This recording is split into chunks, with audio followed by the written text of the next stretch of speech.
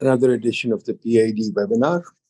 PIDE is an old think tank in Pakistan, and we try and do a lot of webinars, particularly to try and keep in touch with global developments and to allow our students and academic community in Pakistan to stay in touch with what's happening in the world. Today, we have a very interesting topic, thanks to Dr. Asad Zaman, the former Vice Chancellor of PIDE, the challenge of Eurocentrism. And Dr. Asad Zaman has put together a team to talk about what Eurocentrism means and how it is progressing and how it will move forward. So we have quite a few speakers, very well-known people from across the world. Dr. Asad Zaman himself, of course, then Fatima Sajjad, then Roslyn Fuller, then Rajani Kanth, and Sandew Hira, and then Tung-Yi and William Darby Jr. I'm really looking forward to listening to all of them and seeing what they say. Certainly, we'll go through the panel, and there will be time to ask questions later. But I will ask Rajani Kanth to take over here. Rajani, over to you. Thank you, Nadeem. I hope everyone can hear me. I can sort of see most of you. Welcome all. Welcome to our hosts. Welcome to our discussants. Welcome to our audience, which is across the world. And of course, physically present in Pakistan. I must say I have a fair amount of compassion for those who are in Pakistan, because even I could probably find better things to do on a Saturday night than to be discussing Eurocentrism in a conference like this. But anyhow, that's the breaks. The plan today is this. Well, maybe I should give thanks now because I'm not sure we'll have time at the end. Let me thank the people who made this possible. First of all, of course, Asad, who picked up the idea and ran with it when I broached it with him some weeks ago. And of course, it was endorsed by the Vice Chancellor, whom you've just heard from, who has generously made much of this possible. And in addition, I must thank, I take these things seriously, but the people who really helped me, technically and so on, Mr. Nabil Anwar and Mr. Mansoor Khan. And I'm grateful to everyone mentioned for making this possible. Now, as far as the modus operandi, the first part of this session constitutes essentially the roundtable. I pose 3 questions one by one, and each discussant has 5 minutes to answer. Now, holding people to time has always been an issue. So I came up with this brilliant idea. I hope you think it's brilliant. I've contracted for 2 German shepherds to pounce on anybody who goes beyond, and they'll be dragged away from the scene. No, I'm just kidding. But there will be a monitor who will be letting you know within 5 minutes. So I hope that's not an imposition. Now, what are these questions? Question number 1 would be the understanding of each discussant of Eurocentrism. Second, its impact on science, policy, and living. And finally, how it might be challenged or counteracted. So that is the format. And I'll be proceeding alphabetically. I think I only do that so that Sandy is always number 1. For some reason, he always ends up being the first person in every session of this kind. So I imagine he designed the alphabet. But anyhow, so Sandy, let's start with you telling us what you think of it, what you know of it, etc. I will do my very best to stay within the time limit. My initial comments are very brief. I view Eurocentrism as an element of a class of ideologies that maintain racial or ethnic supremacy. And I view Eurocentrism as establishing or attempting to establish the superiority of the cultural purview of the countries that comprise what we think of as Europe, particularly those countries that are north of the Iberian Peninsula. the Iberian Peninsula in particular is actually too close to the African continent to be construed as white territory in the purest sense. But I think there is a tendency to associate the phenomenon of whiteness with Europeanness, and a consequent attempt to claim the cultural and political and intellectual superiority of that particular group of people, giving them provenance through imperial and colonial projects over the rest of the world. And I would emphasize that one of the things I hope we will talk about today is the material consequences of the instrumentalization or weaponization of the ideology of Eurocentrism. I would also say that a companion ideology is, of course, Americocentrism, which asserts in its attempt to carve out the exceptional character of a country like the United States, again, its superiority. And I was struck by a news report last night about the Chinese government suppressing the efforts of some of its comics to satirize the practices of that government, and how the news reporters in the United States were behaving as though there's nothing like that's occurring in the United States, at a point where across the entire country there is an assault on so-called critical race theory that is restricting what teachers can do in the nation's schools. Final comment that I'd like to make is that there are counter ideologies that we might view as taking a position of resistance: Afrocentrism, Asiacentrism. But of course, they also end up resulting in some notion of the superiority of the peoples who are supposed to be represented by those cultural centers. And there can be offshoot ideologies that again assert the superiority of either the European or the American orbit. And I'm thinking particularly of the way in which Edward Said talked about the notion of Orientalism. So I'll stop there as an opening volley. Yes, that's a lot. Thank you, Sandy. Now we move to Roz. If you would please let us know what you think about it. Yeah, okay. Well, I come from an international law background, so I look at this primarily from an international relations perspective. And I think of America as being an outflow of Eurocentrism, because obviously it was predominantly colonized by Europeans, and it's the greatest power within the Western sphere.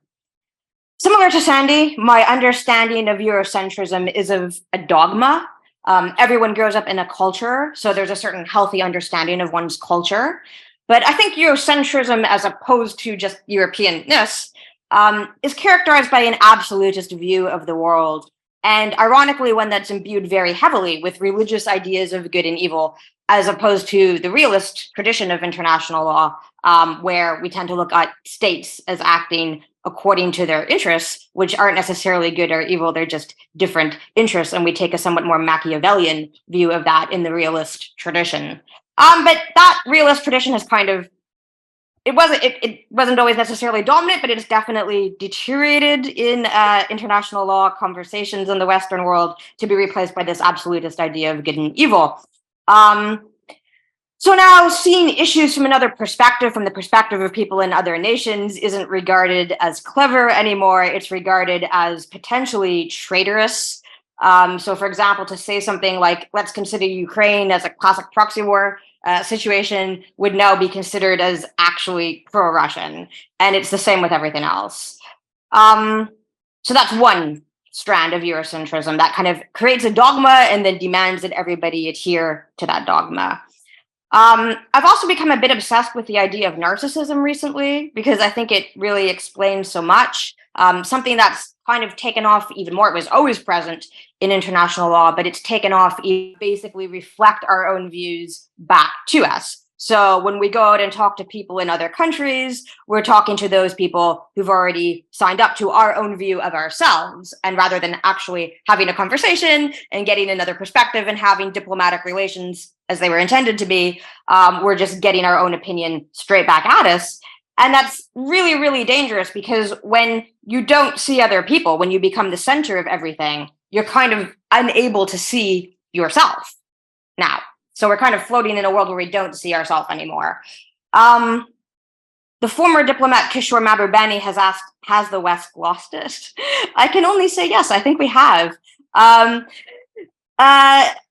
Because of this eternal self-reflection, I think our leaders are now genuinely bemused at developments around the world. So, for example, even the rise of China, which was really a very, very obvious thing, telegraphed by people in international relations for like 20 years, it really seems to have caught like some leaders off guard.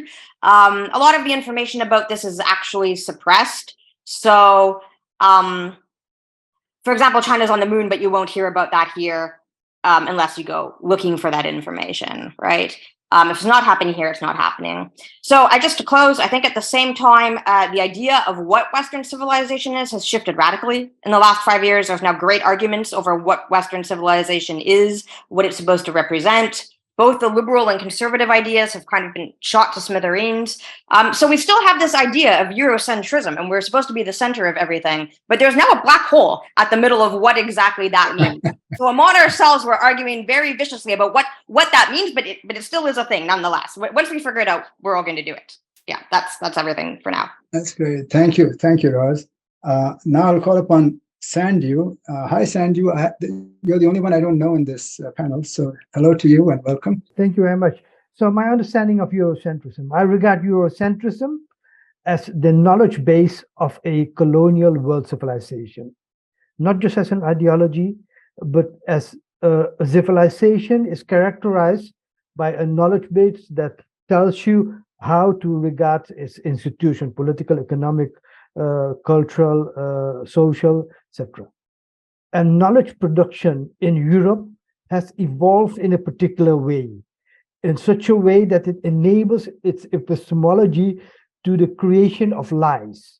It enables its disciplines to structure itself on the basis of objectivity, the separation of knowledge from ethics, and the claim of universalism. And this civilization that has developed is based basically first in the first 150 years on Christian theology, but after that, the last 350 years on the European Enlightenment. So any analysis, in my view, of Eurocentrism is an analysis of the European Enlightenment and the way it colonized knowledge production. So in order to understand the European Enlightenment, you need to understand not only its initial ideology, its initial knowledge base, which is liberalism, but you know also to understand its opposition Marxism, which are rooted in the idea of its epistemology that regards itself as producing objective knowledge. So if we analyze how Eurocentrism has been used also to justify a world of domination, of racism, of oppression, you understand that if you look at how the main philosophers, Hegel, Kanth, Hume, were very racist in the philosophical notions, the way they view the world, and that has been part of the Eurocentrism in its makeup for the last 350 years. So if you want to discuss the impact of it, we should look at how what was developed in Europe through political power is now dominating the world in knowledge production. What you teach in the United States, you could teach in Pakistan. The same economic theory that were developed in Europe are being taught in Japan and are being taught in Argentina also. And we are at a point in world history that we can challenge the European Enlightenment. Thank you, Sandy. Now we turn to Tung-Yi. Welcome, Tung-Yi. It's been a long time since I've seen you. Hi, Rajani, and hello, everyone. Thank you for this, organizing this. For me, I mean, I've been grappling with this problem for a long time now, but I've got my notes written down. So, in the interest of time, as an anthropologist, I guess I should get rid of the idea that Eurocentrism is a certain kind of ethnocentrism, right? Which is, in this case, Eurocentrism as an ethnocentrism is the tendency to view the world through Euro-American lenses. Now, this is obviously problematic because such a view makes Eurocentrism sound a lot more innocuous than what it really is. Because we are all inevitably bound by certain ethnocentric prejudices. We are all culturally socialized in ways which prevent us from fully appreciating the different cultural norms and mores of others. So ethnocentrism is perpetrated at an interpersonal level and gives rise to cultural misunderstandings. But Eurocentrism is not an ethnocentrism because it is highly political and it is of a certain institutional nature. So as we know, Eurocentrism does not just occur at an interpersonal level, it is systematic and institutionalized within the modern world system. So indeed, Eurocentrism is responsible for much more than cultural misunderstandings. Because of the hegemony of the West over the past 4+ centuries, Eurocentrism to me is a system of power that privileges the life ways of Western civilization and imposes itself upon other civilizations. This civilizational imposition has occurred via processes of colonization across all domains of life. Because Eurocentrism became a problem largely in the modern era, corresponding with the political hegemony of the West, Eurocentrism, to me, is implicated with modernity. And one cannot deal with modernity without dealing with the problem of Eurocentrism and vice versa.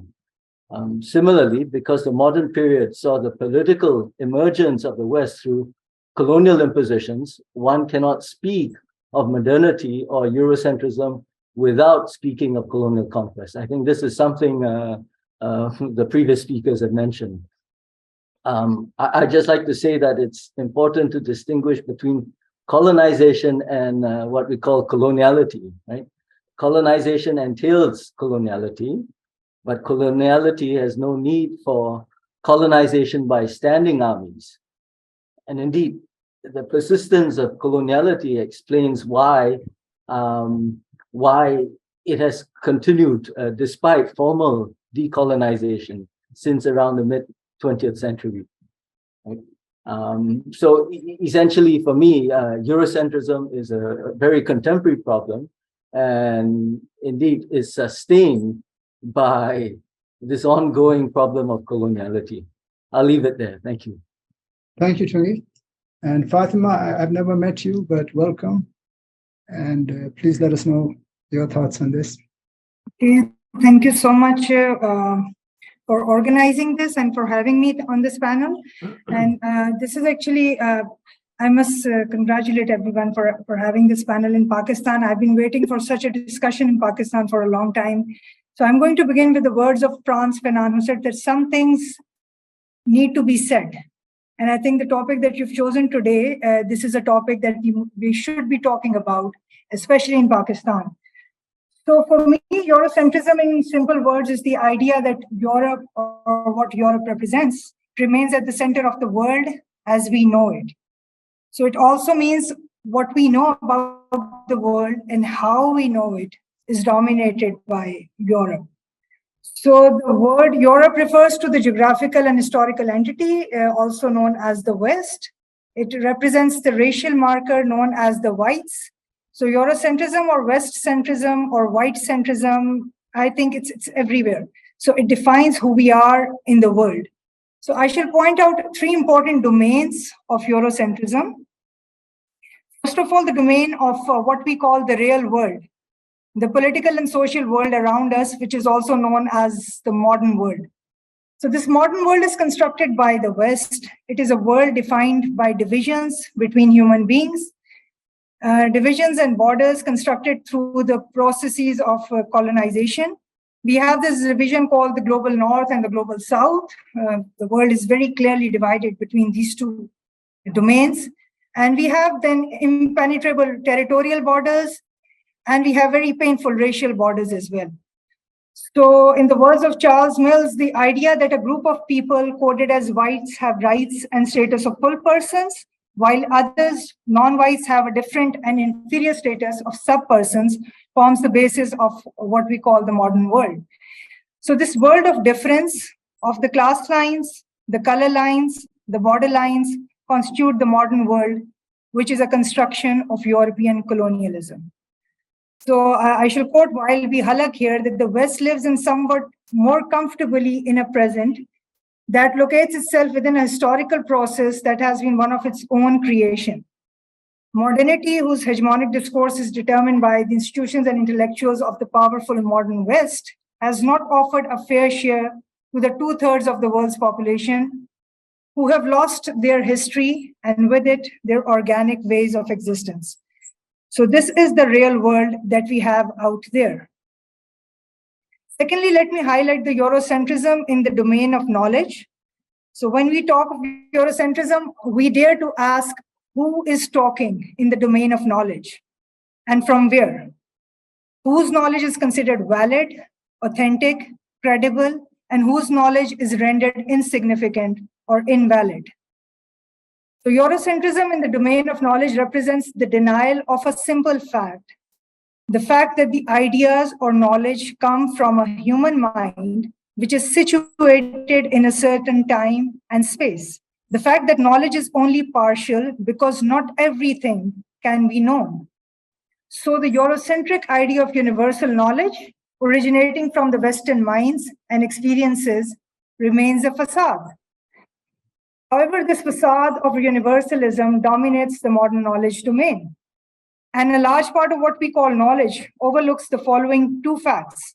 Number one, as I said earlier, the knowledge is situated. It is situated within a particular geopolitical context from which it emerges and travels.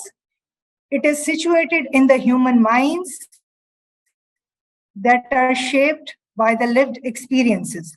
And number two, it overlooks that knowledge is constitutive. So it has the power to create and actively constructs what the world that it's talking about.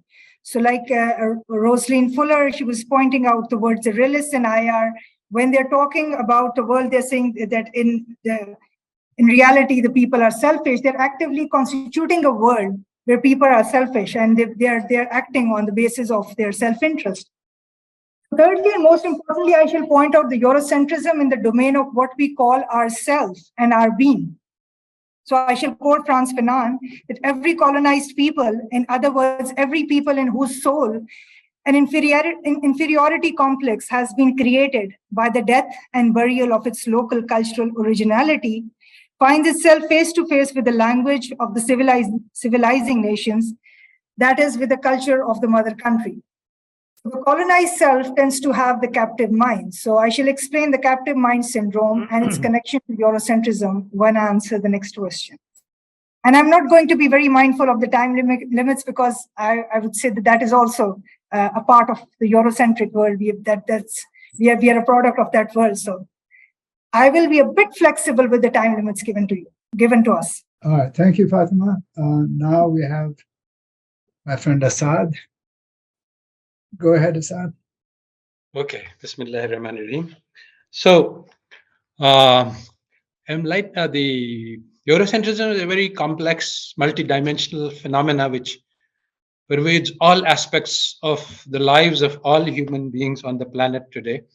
So, it's obviously worthwhile to discuss it from multiple perspectives. So my perspective, which is, I think, one useful one among many, is that the period of century of religious wars in Europe led to basically the realization in Europe that society cannot be built on the grounds of Christianity. And so there was an attempt to rebuild social science on different foundations. And there was a search for how to create a tolerant society, which Europeans never learned, actually. I mean, they were continuously at war with each other, and it has remained that way for a long time. So in this transition from Christianity, away from Christianity, which took centuries, and but eventually the worldview that is the basis of Eurocentrism is a very Darwinian one, that there is no creator, no judgment, so life itself is completely meaningless. We can make of it what we want. There are no rules other than survival of the fittest. Now, this was ideally suited to the colonization and imperialism, which were driving the economy of Europe at that time. So I think that one very essential and central aspect of Eurocentrism is that it provided the philosophy which justified colonization and imperialism, which enriched Europe and destroyed diversity on the planet, and different ways of thinking, different ways of acting, different ways of believing, different ways of dressing. Everything was homogenized into the European mind. Now, one of the things that has often been asked, a question which has been discussed by many books, is why did Europe colonize the rest, and instead of the other way around, for example? So, although many answers have been given, science, technology, etc., all of these are self-admiring answers. Key answer which has been pointed out by many more insightful people is that it was a comparative advantage in violence, because the Europeans uniquely were free of the constraints of morality. They were able to do such ruthless things that anyone who actually reads the real history of colonization would be ashamed of and would not want to be European. So that has been very actively suppressed. You can read accounts of how the true accounts have been suppressed, and they are just recently surfacing back. And even then, we have people like Neil Ferguson trying to justify the horrors of colonization. Finally, one very important aspect of this Eurocentrism is the attempt to reach to keep the higher moral ground. So this is perfectly exemplified in Kanth, who is sometimes called the greatest moral philosopher of the West. And he said that all rational men are entitled to respect, and you should never use them as means. So on first sight, this seems like a very sensible thing. And by rational and irrational, we mean senile or not in, and by men is a generic term. But actually Kant meant that only the white race has the capability of rationality.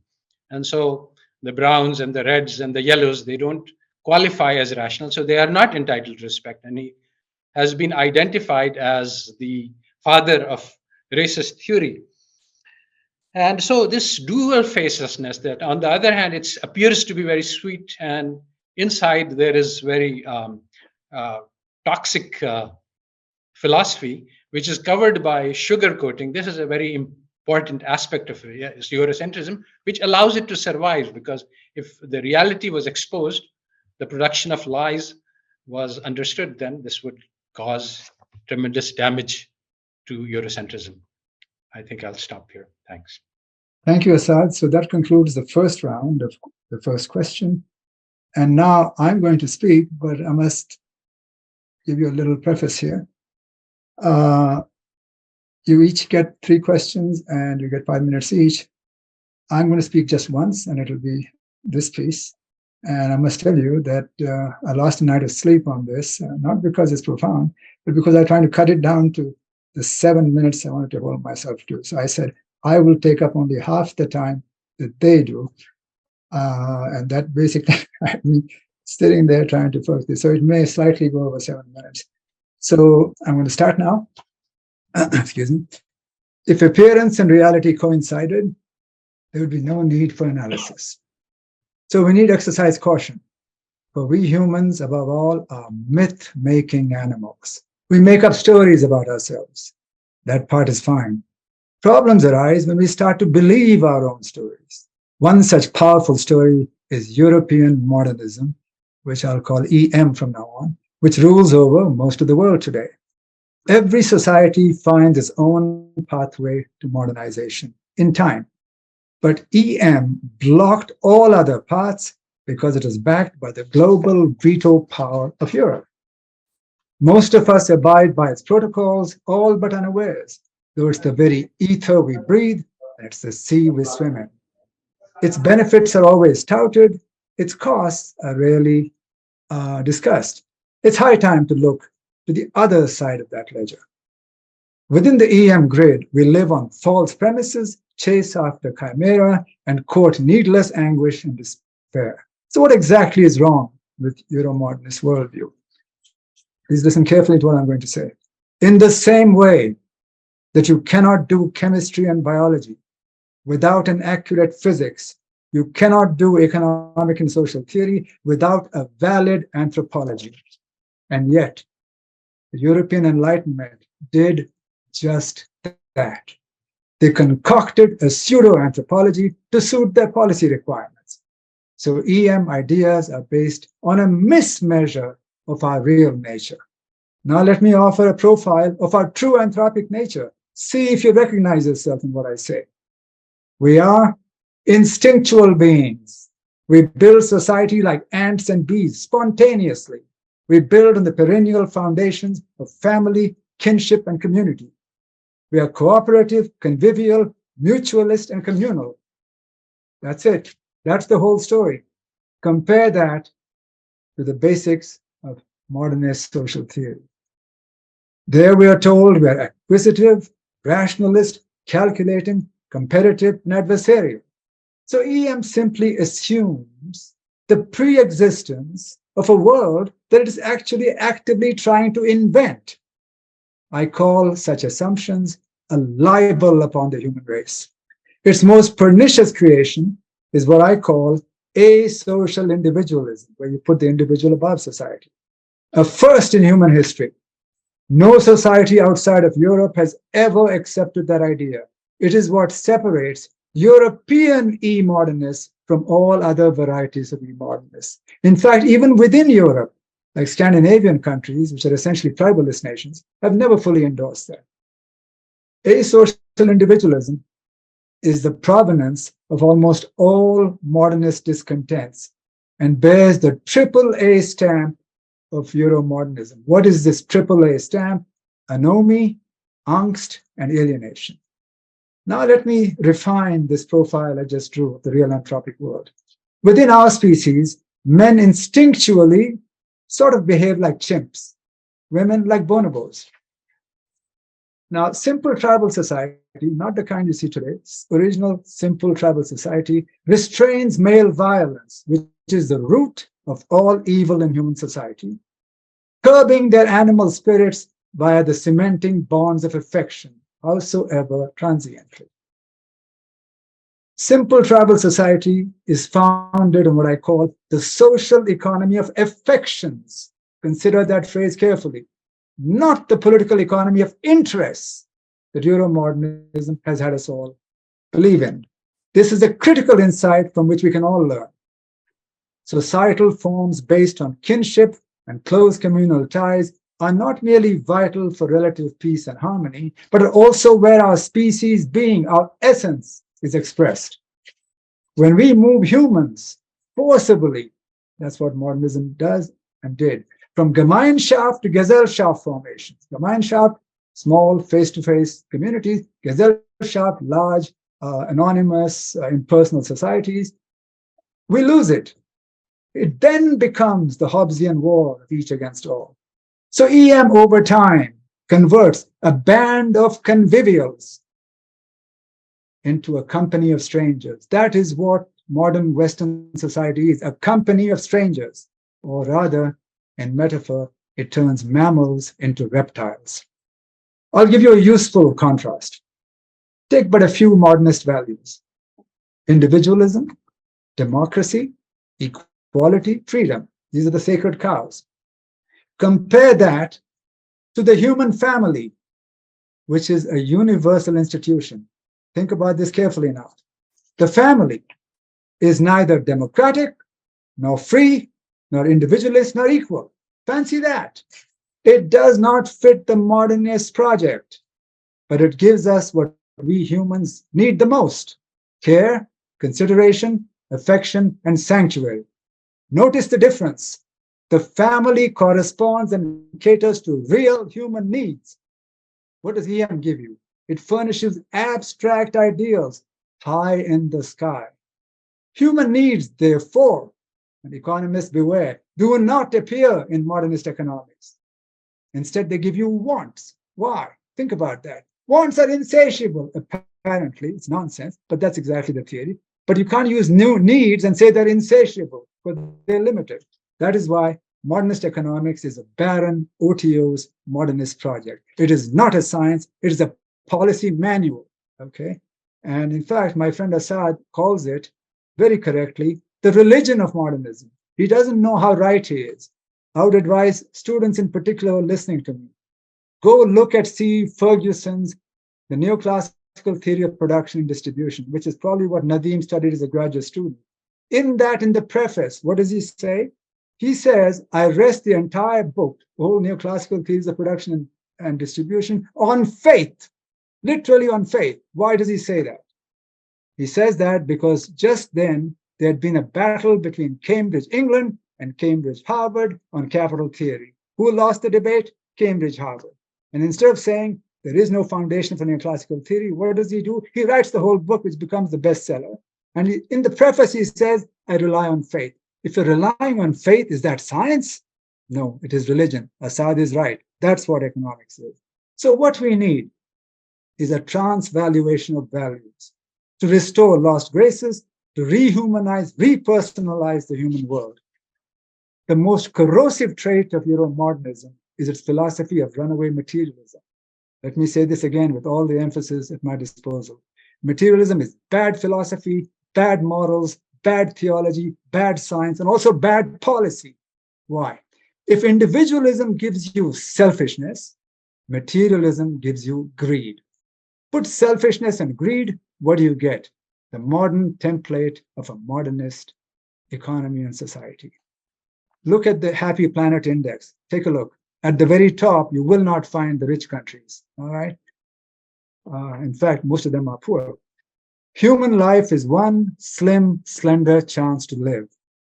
Curb these EM aspirations and approaches, and you can once again breathe free. Recall who we are, all of us.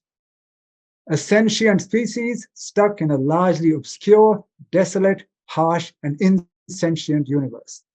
In this domain, there are no ideals to be realized, no achievements to be consummated, no vows to fulfill, no commandments to comply with, no utopias to chase after. All we need to live is to seek amity. It's a simple word, it's a small word, and it reflects the small worlds we actually live in, within our little microcosms, and revel in this smallness before we pass on. Growth, progress, development are the expansionist mantras of the EM governors who clearly profit by them. Ordinary people pick up most of the flack, the costs. What do they pick up? Lost habitats, degraded cultures, failed societies, endless wars, and steadily intensifying demands for their labor. In sum, yes, EM has many benefits, but they are not, in human terms, cost effective. In fact, and this is no hyperbole, it has put all planetary life today at risk of extinction. I'll close this with Gresham's law, which most of you should know. Or if you don't, I'll tell you what it is. It says, bad money drives good money out of circulation. So I have twisted that. You can call it Kanth's law. I say bad values drive good values out of circulation. That's exactly what Euromodernism does. Euromodern misanthropy threatens to subvert the very possibility of civilization today. Thank you.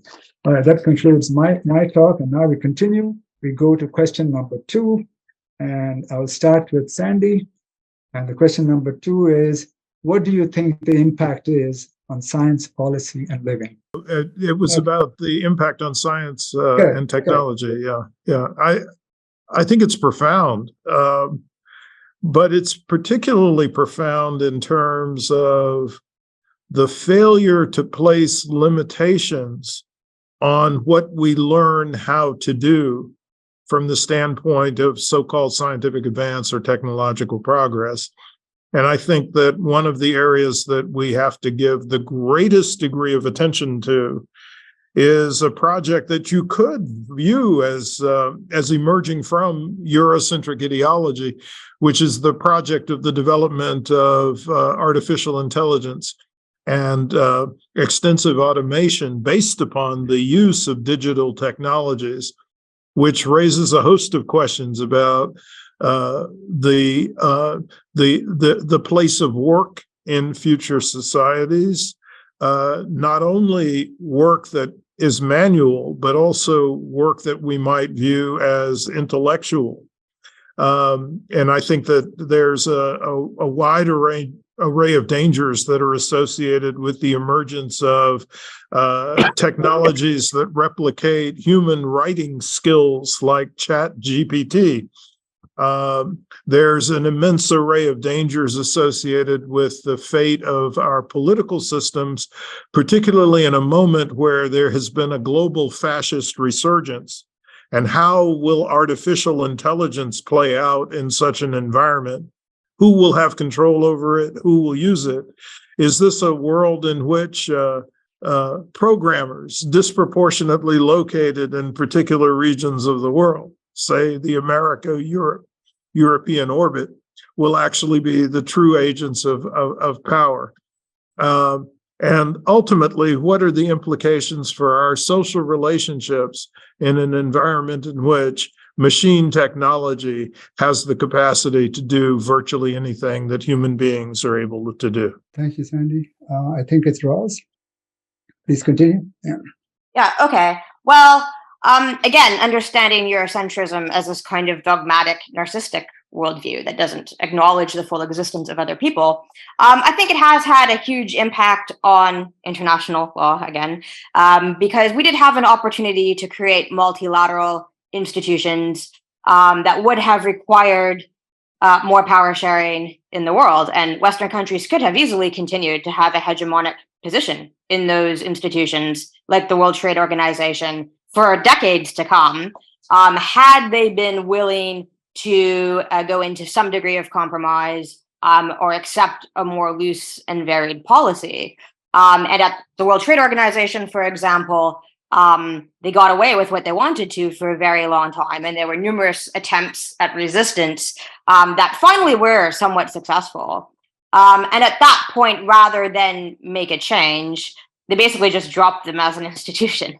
So it really is a situation where it's kind of, this whole complex is kind of deepened, and we've taken a more and more my way or the highway kind of approach to everything, which has meant that we've, first of all, slipped into theological understandings of things for a society that allegedly values reason and rationality, but we've also just simply lost a lot of control as well. We've definitely seen the rise of other blocs that will, I think, and most people in international law, I think, do think will become more and more successful, more and more relevant on the world stage, because you can't continue to really be a hegemonic power in a world where you only purely think about yourself and there's not anything in it for anybody else, ultimately. I don't think this has had an impact just globally. It's also had an impact within the Western sphere. So, for example, Ireland, where I live, is a previously colonized country, and it's not even just previously colonized, it still is occupied part of Ireland. So there's been a really tremendous amount of pressure recently for Ireland, the Republic of Ireland, which is officially, well, kind of semi-officially militarily neutral, for us to join NATO. So we've really, in the last, especially over the past year, had a real onslaught of attempts, I think, really from America mainly, and American-led NGOs, for us to go into a military alliance with Great Britain, which is actually currently occupying part of our country. So we really couldn't make this up. And I think the same thing is happening in Germany and Japan. where there's been a push on to remilitarize and jettison the history of those countries, just as we've kind of been encouraged to jettison the history of our country, and also to kind of get over colonization as well, like into the bargain. So this Eurocentric focus is so narrow ultimately that it's even forgotten those parts of Europe that don't have a typical European history, but never mind anywhere else. I do think this blinkered approach also really affected the handling of the pandemic. In most Western countries, we do have publicly funded healthcare, so there was an incentive to prevent people from getting sick. Whereas in America, you can let people die for free. Yeah, and there's this idea that, an acceptance that pharmaceuticals are a big money-making venture that isn't as much the case in some other Western countries. So I think because of that, America was going to insist that preferably we should treat this illness with intervention rather than prevention. And we've seen that kind of roll into all of the other Western countries as well, which eventually got on board with that. And having lived in Western countries that have had public health care all of my life, it really does seem like the beginning of the end for public health care. And the idea that you are, as kind of Rajani was saying, you're personally responsible for whether or not you get sick or whether you stay healthy, and somehow you're going to personally affect that all by yourself without any help or assistance from anyone else. I'm always surprised when I visit America at how much otherwise educated Americans believe they can affect their own healthcare, like completely and utterly on their own, and that I guess they think they're going to live forever or just drop dead someday without any need for any assistance. But it's very strange coming from another country. So what does that have to do with Eurocentrism and Americacentrism? I think that the attitude toward the pandemic has kind of eventually come out onto this idea that, bad things happen to other people and they happen in other countries. We're amazing. So if it's happening here, it can't really be that bad. And anyone who says there's a better alternative or things are handled better somewhere else is just lying. Well, that's a problem, because how can we imagine and try to create a better world if this one's already perfect as is and we'd have nothing to learn? So yeah, that's my thoughts on how it's affected things recently anyway. Thank you, Ras. Sandew, please. Thank you. The way Eurocentrism has impacted the world, I'll take in a few steps. The first is to explain how racism was tied to the authority of knowledge production. And the authority of knowledge production means who decides what is valid knowledge or not. And in the first 150 years, the authority of knowledge production were Christian theologians. And they put forward a theory of inferiority based on a belief in Christianity or not. If you are a believer in Christianity, you're superior, and those who are not believers in Christianity are inferior. Then the next almost 200 years, from 1650 to 1850, you get racism based not on theology, but on biology. And the authority of knowledge production then were biologists and philosophers. So the philosophers argued the inferiority and superiority based on biology. And this was linked to the rise of the transatlantic enslavement, where people from Africa were kidnapped and brought to Latin America, the term that indigenous people use for the Americas. And then you got the third phase of racism from 1850 onward, with the rise of social science, where inferiority, superiority is not argued from biology, but from sociology, from social relations. And cultures were ranked as inferior and superior cultures, and the West was superior and the rest were inferior. Now, this set the stage for colonizing individual disciplines. So in epistemology, the sources of knowledge that were known in other civilizations were not only observation and reasoning, but also social knowledge, imagination, common sense. All these sources of knowledge were deleted, and in the West, they were reduced only to observation and reasoning. In other civilizations, like the Hindu civilization and Jainism, the logic of Jainism has 7 values. You could be true, you could be false, you could be true and false. There was uncertainty involved in it.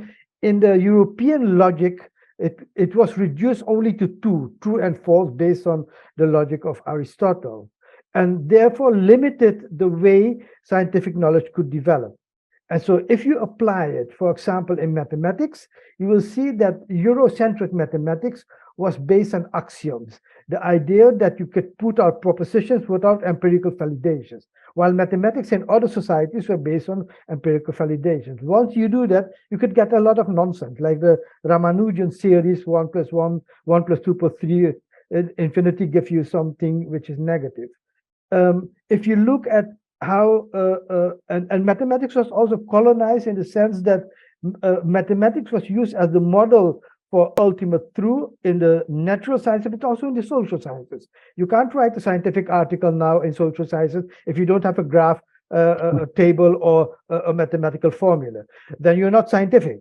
And if you say you look how economic theory was colonized, the idea that production, distribution, and goods of services, the best way to do it is through the market, and the idea of maximum profit. Mohammed Bakir al-Sadr, Iraqi philosopher who wrote the book Our Economics, explained that what they called maximum profit, we call greed as an ethical value of organizing economic systems. If you look at social theory, for example, Malik Badri from Sudan, argues that once you structure social sciences in studying social objects, like you structure natural sciences in studying natural objects, you dehumanize the human being by putting it as a social object. And once you do that, you don't understand the complex nature of human beings. For example, in gender theory, you won't understand human relation if you look only at patriarchy as the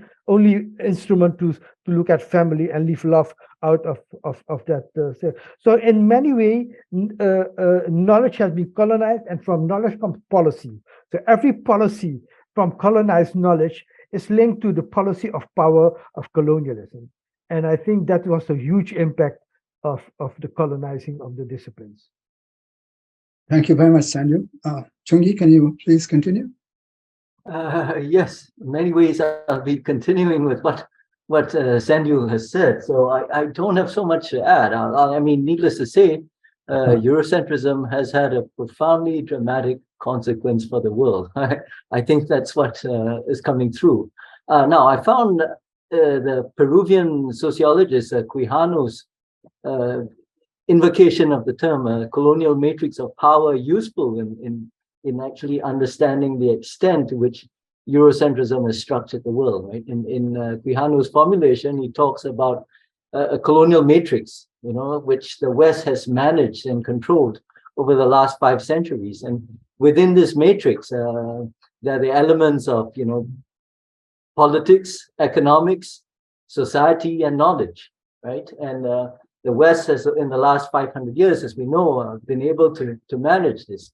And as Sandew has said, I think the most pernicious form of coloniality is knowledge coloniality, because the control of knowledge lays the foundation of all other forms of control, right? Political, economic, societal control. So indeed, this is knowledge coloniality basically determines what we know, what we sense, what we perceive, how we feel. And very much this is the way I think Eurocentrism has shaped the world that is, that we live in today. So I'll just end there. I'm sure others would add to this. Right. Thank you, Tung-Yi. Fatima, yeah, try not to be too flexible with time, because we have a lot of things to cover. Yeah, thanks. All right, so I'll continue. I think I pretty much agree with whatever is being said. So I think the question should be where we do not see the impact of Eurocentrism, because it's everywhere. And the more comprehensive term that we use for this, the coloniality, it's just being discussed that we see it everywhere. It defines the way we are, the way we live in the world. and how we make sense of ourselves within the world. So we see it everywhere, even within this panel, the language that we are speaking, we cannot converse in any other language than English. So that we are bound by the system that, we see it everywhere. So I shall speak as a person of color and as a resident of the global South. Eurocentrism is literally the air I breathe in and out every day. It goes deep into ourselves and it is as wide as we can see outwards. So this is something, when I say that the air we breathe in, I mean it in a literal sense as well, because I live in Lahore, and for the past many years, Lahore's air quality is consistently rated the most polluted in the world. So the air I breathe in and the climate injustice that I breathe in and the limitless cycle of the capitalist growth, it hits me directly every time I breathe. And I have no way out of it. So this is the reach. This is how we have coloniality or Eurocentrism and how it defines our world and how it defines who we are. So I think there's a reason why George Floyd's last words, "I can't breathe," resonated so widely around the world, because people living under the systems of oppression for such a long time can really relate to these words. So it is a problem of breathing, especially I can say that since I'm living in the global South.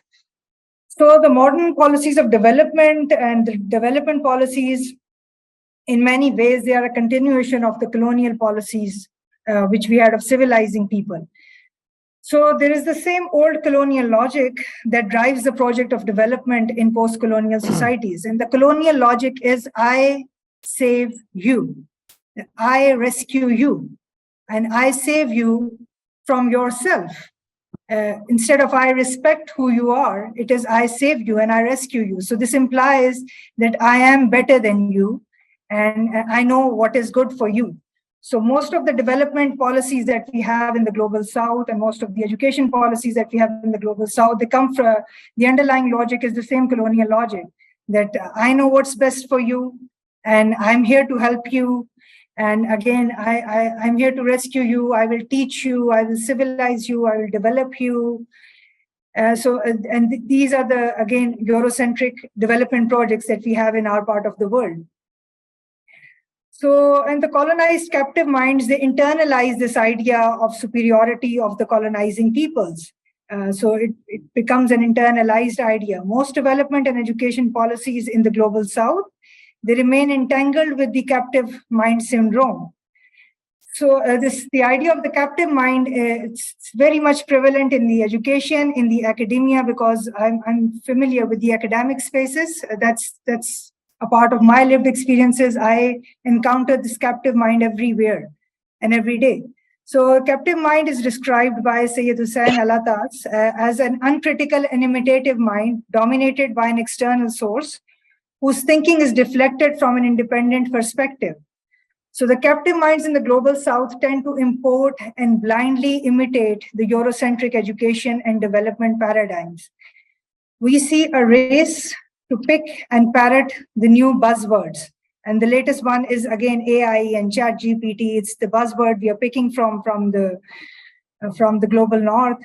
And there's again, we parrot these buzzwords, and one of them is the knowledge economy and the neoliberal education agendas, which have been shaping policies, education policies in Pakistan as well.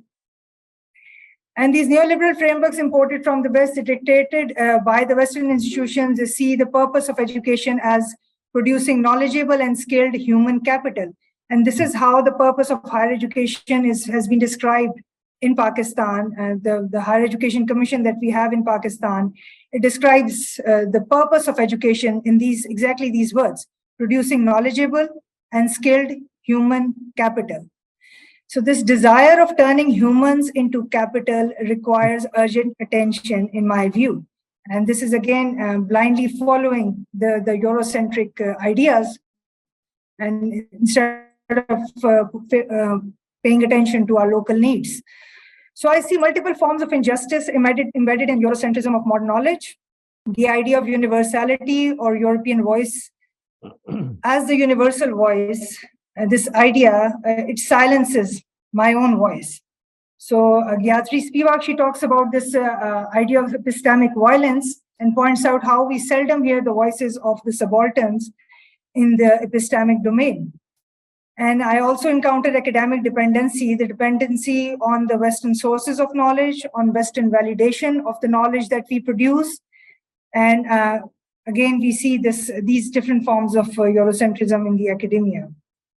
So as researchers, the problems that we choose, the methods that we choose, the theories that we choose, they all come from Eurocentric frameworks, and that they do not fit well with our needs and context. So that remains one of the problems I face in academia as a researcher, because the knowledge, I cannot find a way to pay attention to the problems which matter to me, because then I have to get published in an international journal in order to get validated as a scholar of some credibility.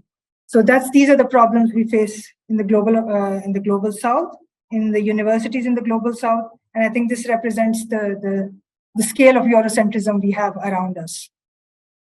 Thank you, Fatima. So Asad, would you conclude question number 2 here? Asad? Yes.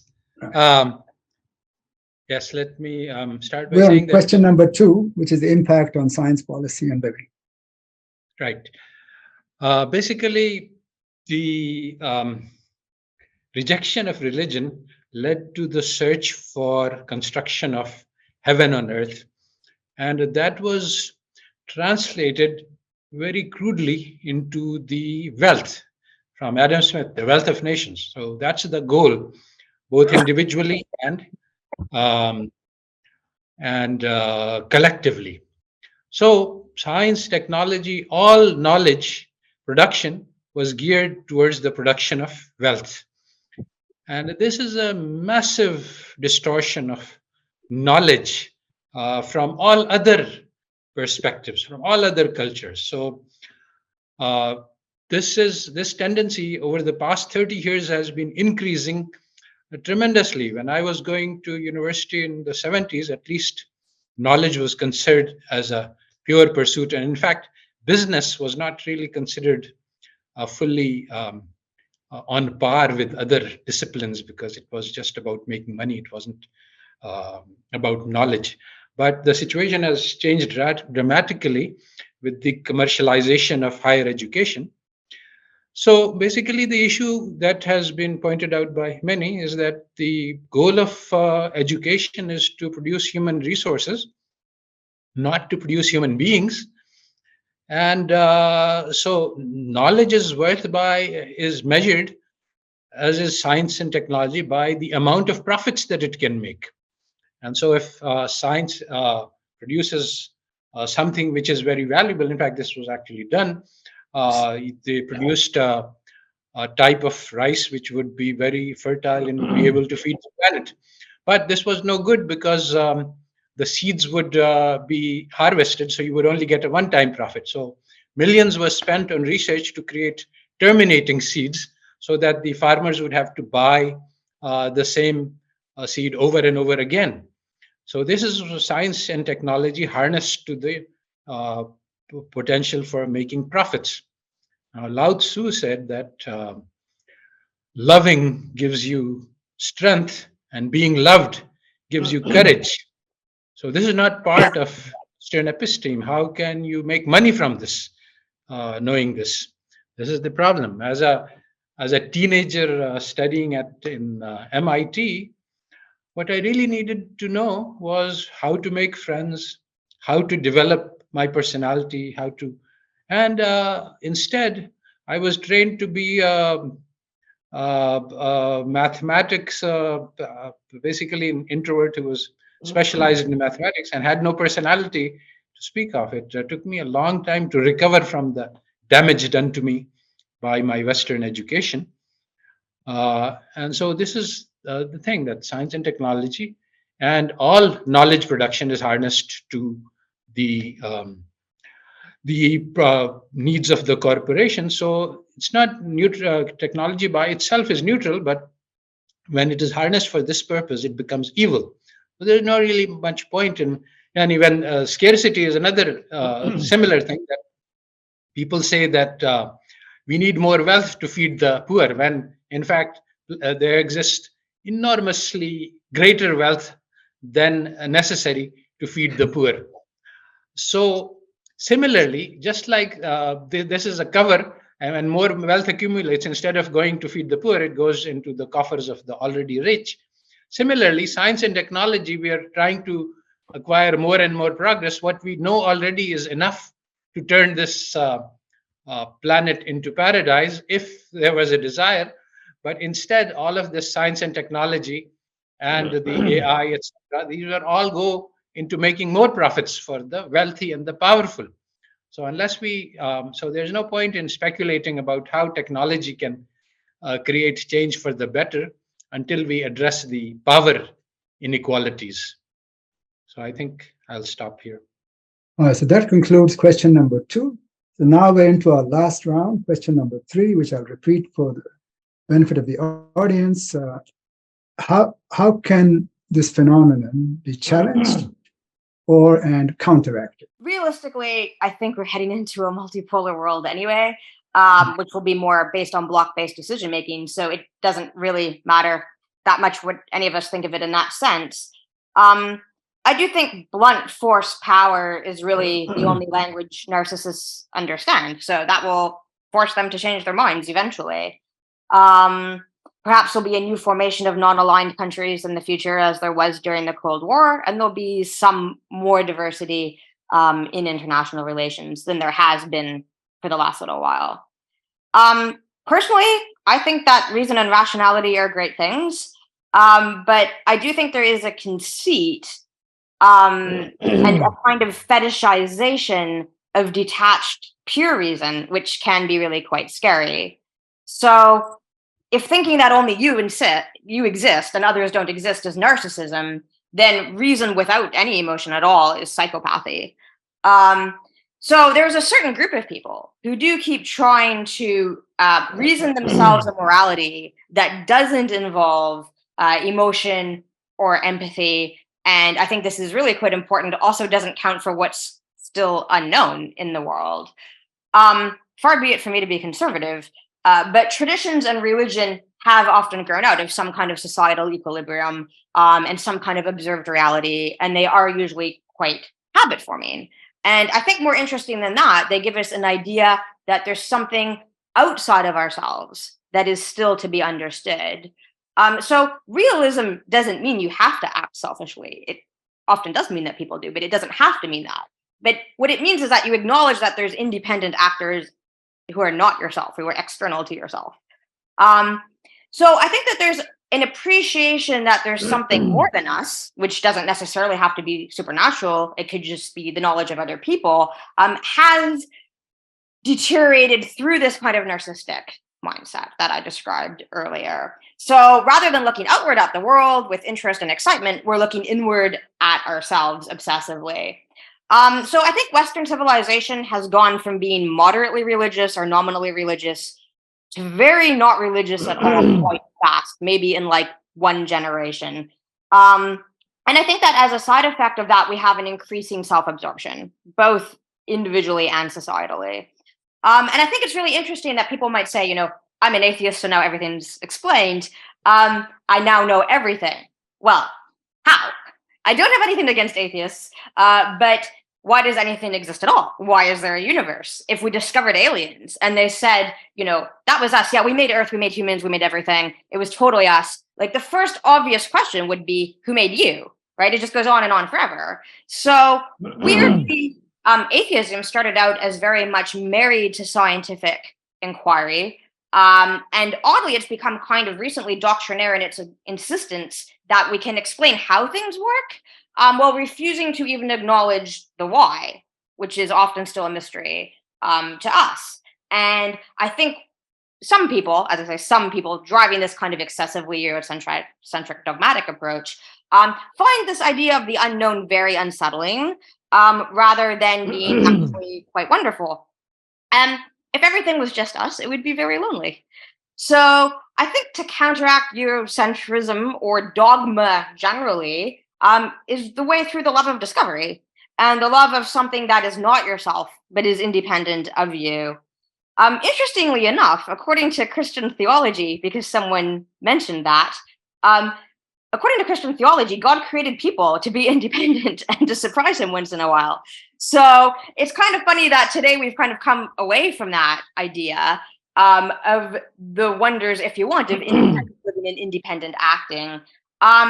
So by encouraging people in Western society today to constantly think about themselves and whether or not they are unhappy, we've actually generated a lot of unhappiness because people have become very self-obsessed rather than looking at the world outside of themselves and being interested in that world outside of themselves. So I think how you counteract any kind of centrism is that love of looking beyond yourself and that kind of inspiration to discovery and to enjoying, in a sense, not being in charge of everything.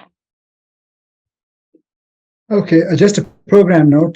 Darity is having some technical difficulties signing on. So as he's trying to resolve that, if we can move to Sandew, please. Yeah, thank you. Let me respond by the questions in the chat by Nadeem Haque, who basically puts forward the question if that knowledge is universal, objective, look at the results that Europe has achieved with it. And what I argue in my book, Decolonizing the Mind, is that we need to go to decolonizing individual disciplines. Because if we do that, we could have empirical validation to decide what the nature of success of knowledge is in Europe. European technology has created a planet of which now we can see what. Would you pardon my interrupting you, Sandew? Go on. But are you answering question number 3, which is yes, how can it be challenged or counteracted? If so, everything's good. Yeah, sure. So how can it be challenged? What I argue is that we need to decolonize the disciplines. So we don't talk about decolonization in general terms, we decolonize the disciplines. So we look at how the disciplines have been colonized. And if you look at by discipline, and I'll take, for example, physics, because then people say, oh, this is one of the basic theories of physics is the Big Bang theory. What is the empirical validation for the Big Bang theory? There's empirical validation for the expansion of the universe based on the observation of the Hubble telescope. There's no empirical validation of the shrinking of the universe, which is basically now based only on mathematics. But when you go to the mathematics of that ultimate point, even Stephen Hawking acknowledges that in the Big Bang, all mathematics cease to exist. What is the empirical validation of it? So what is the nature of that theory that claims to be universal? Take Darwin's theory of the natural selection. My friend in Venezuela, professor of biology, Guillermo Barreto, who taught Darwin's theory for decades, and now came in contact with decolonial theory, argues that Darwin's theory of natural selection is based on the liberal idea of competition. And then he argues, but we see in the natural world many cases of cooperation, not competition, between animals. And he gives examples of whales and wolves.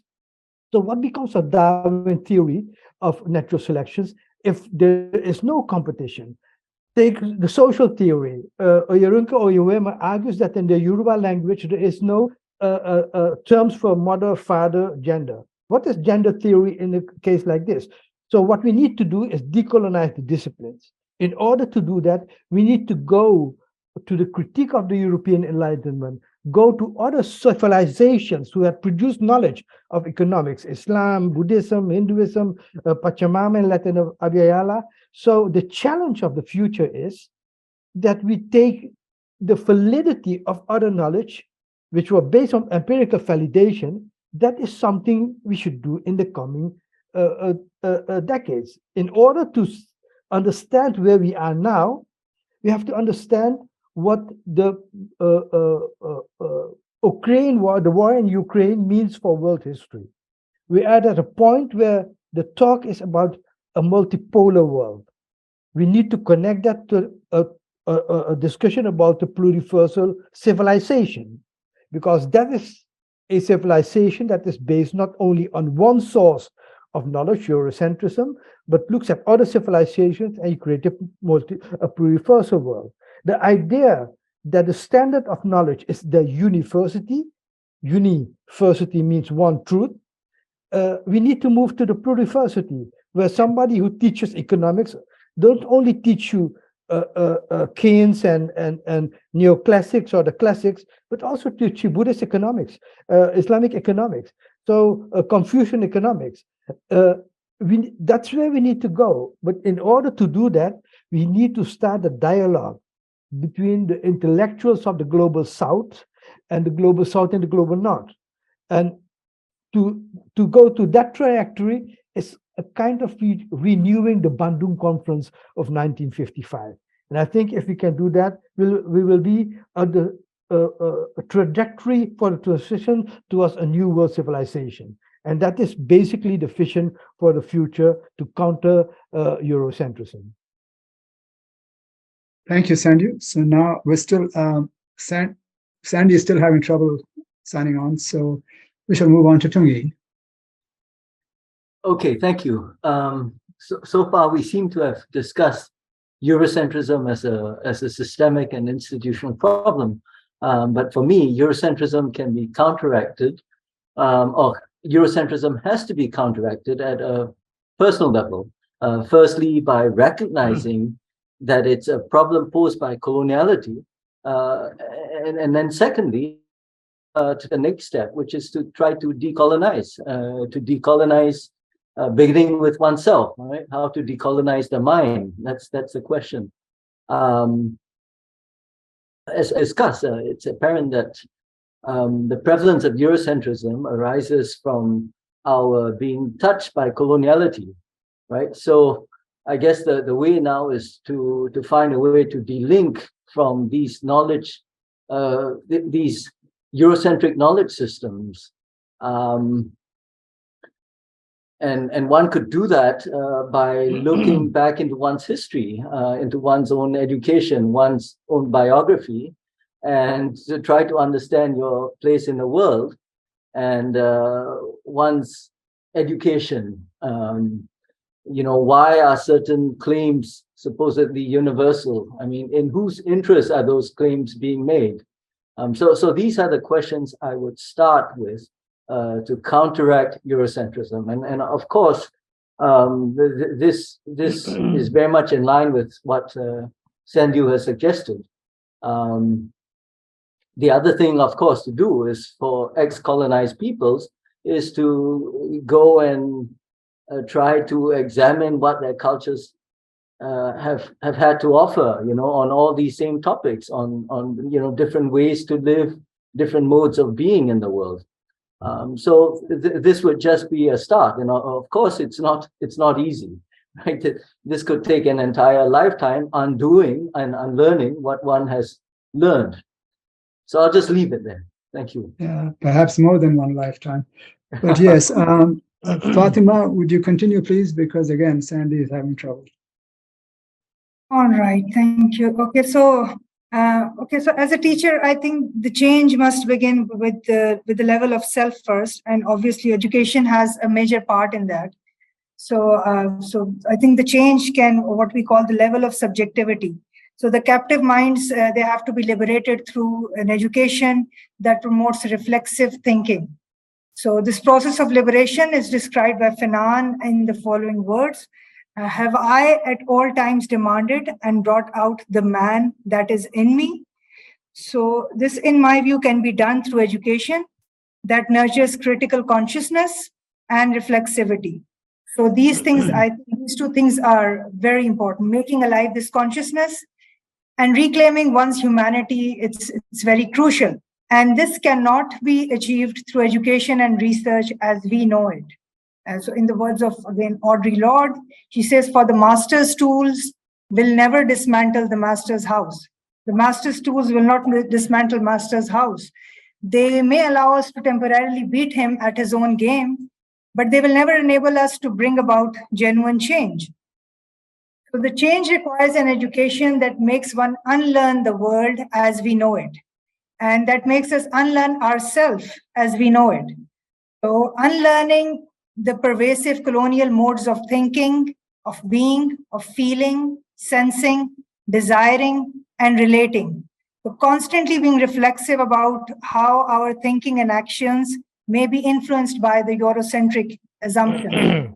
We need to be very self-critical, introspective, and we need to have an education that encourages this reflexivity.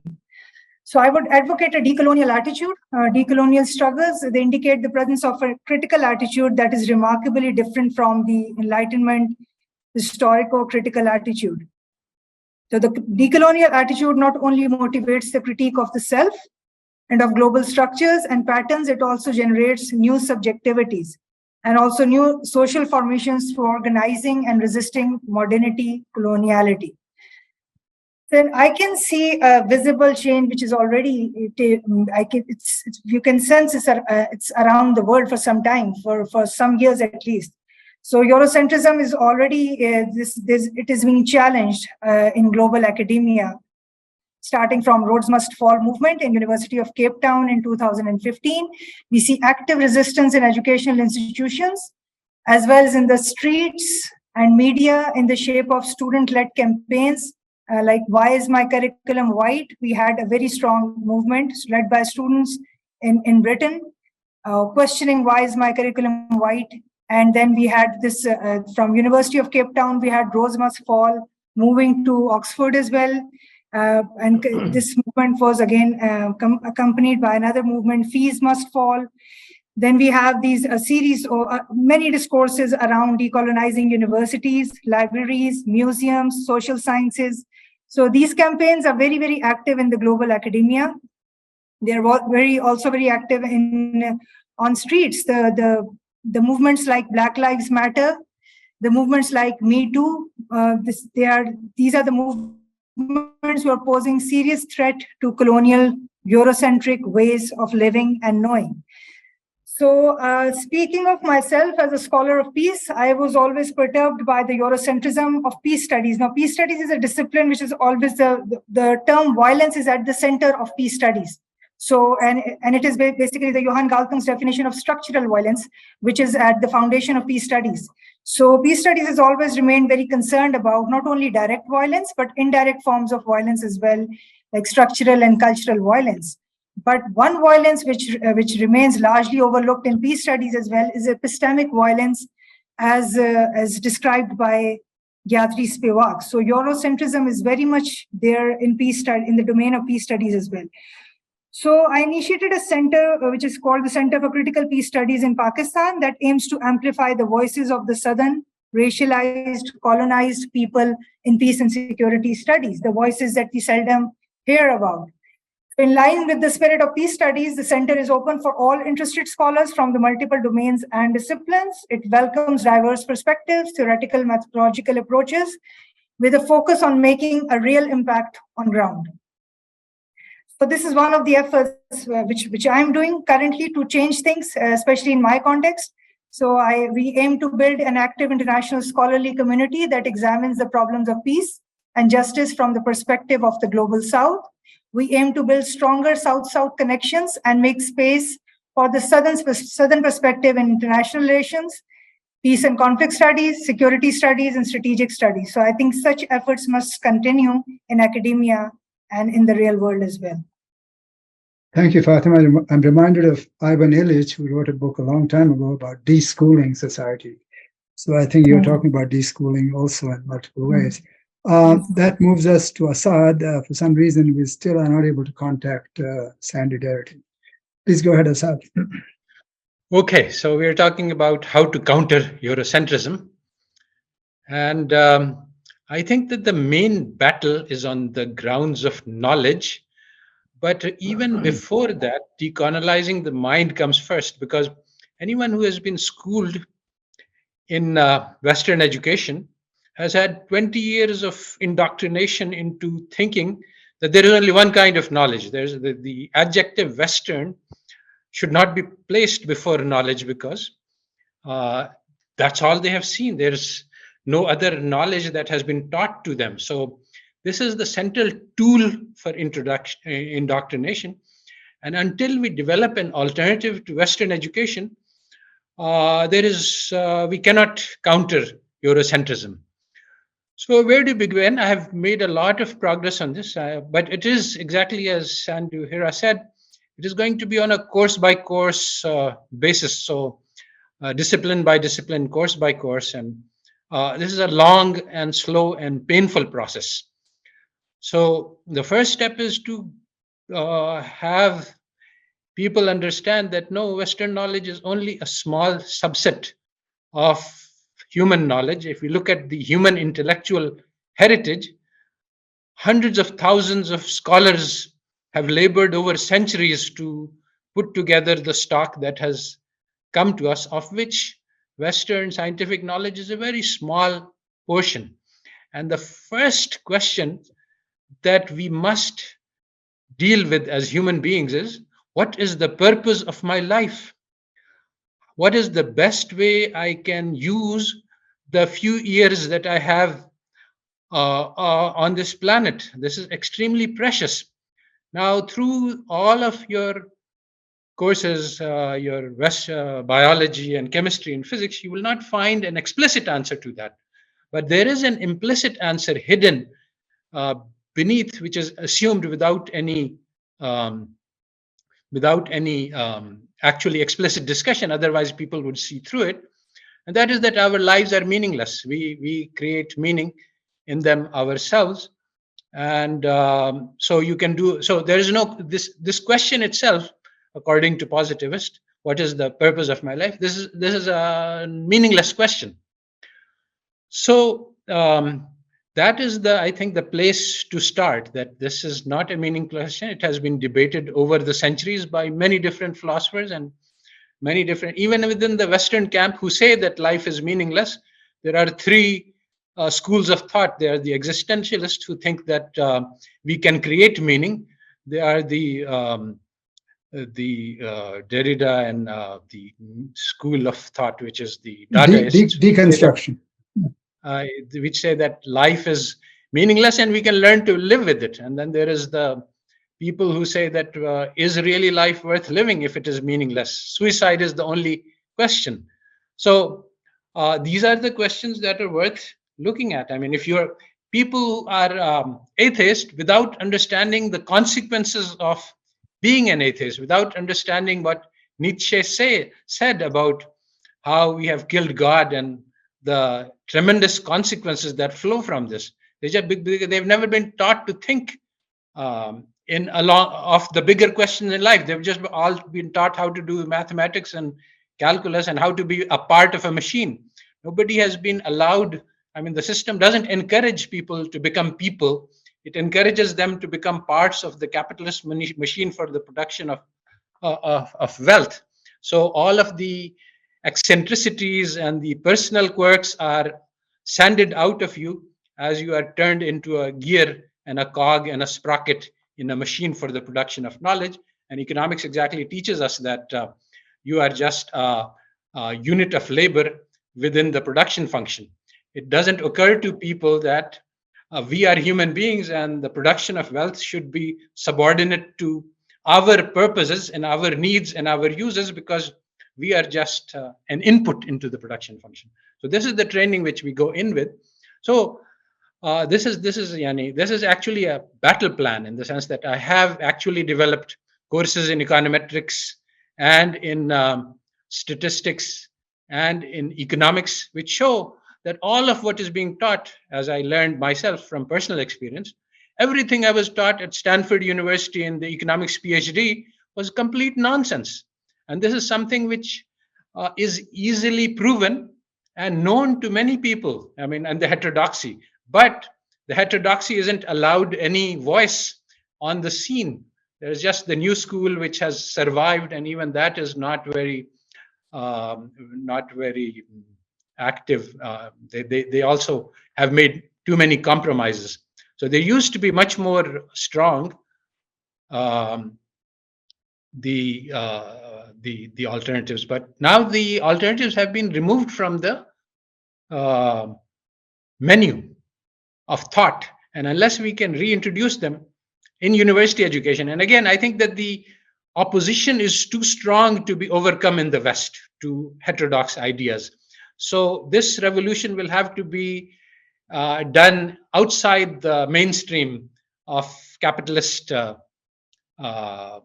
domain, and so that's where I have the possibility and the options of teaching courses here in Pakistan, which I could not in the USA because my thoughts are too radical. So that's I think that basically developing courses, teaching them, and that's the way to go. But it's a very painful, slow, and laborious process. But I don't see any alternatives to it. Okay. Thank you, Asad. That concludes part 1 of our session. I'm happy to say the German shepherds were not needed. Part 2 is cross-conversation between discussants and Q&A. And I'm also happy to say that Asad will be moderating it, so I can take off for a couple of minutes. So thank you all, and Asad, it's yours now. Oh, mine. Okay, so I'll just take questions from the audience now. No. Before the Q&A, it is cross discussion between. Oh, cross discussion between us. Right. Oh, okay. Cross conversation. Right. So and then Q&A. All right. So I think that all of the speakers said things. I said this is a complex and multidimensional phenomena which is permeates all aspects of our lives, and so actually getting the key where to start to unravel the octopus which is Western thought and which has enveloped all our lives and our ways of thinking and acting and believing and feeling even. So I think that the central point to begin is by consideration of purpose of our lives, and that's the point of attack in my view. What do you think? I would like to should I just go around, or should if maybe anybody can jump in? Where is the key? Where should we start if we deal with? If you look at some of the questions, people are completely baffled as to what we are talking about. I mean, the idea that one could challenge European knowledge is just completely alien to those who have colonized minds. So the issue is, where do we start? Let me ask Sandew. In my view, we start basically with the discussion: how do you assess the validity of knowledge in a discipline and the policies that are associated with it? Let's take economic theory. How do you validate whether an economic theory has meaning, is valid, and the economic policies that derive from that theory are good policies? Where do you base it on? Now, my argument is that you base this, like many civilizations have done, on empirical validation and ethics. Empirical validations tells you whether a policy works or not. And whether a policy works or not is based on ethical question, as you mentioned.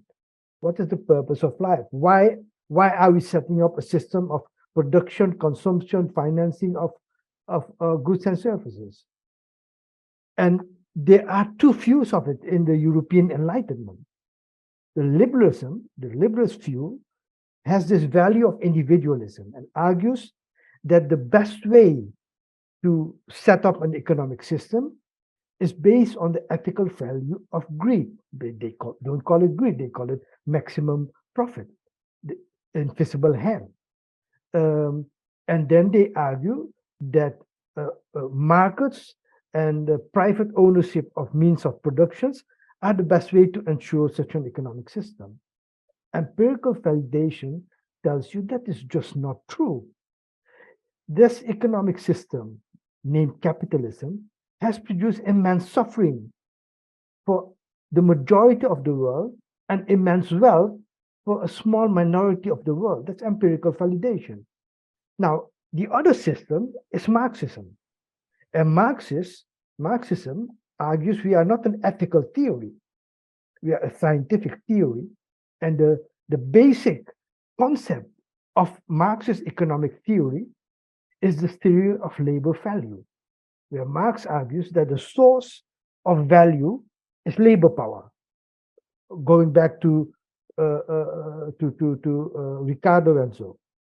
And if labor is the source of value, then surplus value is exploitation. So capitalism, by definition, not by ethics, by definition, is an exploitative system. And what is the logical consequence? The abolition of private ownership of means of production, the nationalization of it, the abolition of market and a central planned economy. Empirical validation tells you it didn't work. And ethics tells you why is private ownership of means of production that could lead to innovation, etc., by itself unethical. Mohammed Bakir Asad, which I earlier mentioned, argued that in Islamic economic theory, you have the concept of double ownership, where ethical values decide whether the coordination of state and private ownership of means production can lead to a system that produces wealth and is ethical. How is it possible that China in 30, 40 years uplifted 800 million people from poverty? They did that combination, which Mohammed Bakir al-Sarraj talked about. So if you see that this is the kind of economic theory that we can develop by criticizing the economic theory of enlightenment, then empirical validation and ethical consideration are the basis of a new science. All right, so let's, I think, ask Roslyn Fuller, who can you add your comments interactive? Yeah, I don't think I'm going to be able to say what the meaning of life is right here and now. It's a complicated one. I think, however, we do kind of have a crisis in the Western world because about exactly this question. I mean, it's definitely become something that people are struggling with more and asking themselves more, because in the past decades and earlier in my life, we did live in a situation where, as I say, there wasn't, I can see some of the comments here, like we definitely weren't stoning people for adultery. Religion certainly didn't have that kind of a hold on our society, but we did have some kind of traditional balance, I mean, obviously most people believed that you shouldn't lie, for example, or things like this, right? And that's kind of been stripped away in this kind of excessively reason-based philosophy. It's not, again, that reason isn't a good thing. I do think reason is a very good thing. But there's kind of become a sort of excessive, constant questioning, coupled with a conceit that we do already have all of the knowledge we need to have. And people have become rather obsessed, I think, with their own happiness and their own self-fulfillment. That being said, these are predominantly quite wealthy people. I think when people see portrayals of Westernism now on TV or otherwise, or in professional circles, you have to remember you're seeing of the top wealthy layer of society, and not most people who don't enjoy that kind of wealth and don't spend all day thinking about whether or not they're personally happy because they don't have that kind of leisure to do so. But among those people, that little top percentage, if you want to call it top, but the percentage of people who are running the society, there has become this obsessive focus on whether or not they're happy, on this kind of shallow self-fulfillment as an idea of a meaning of life, rather than, I guess, in achieving something, or in asking what you can do, or in trying to help the people around you.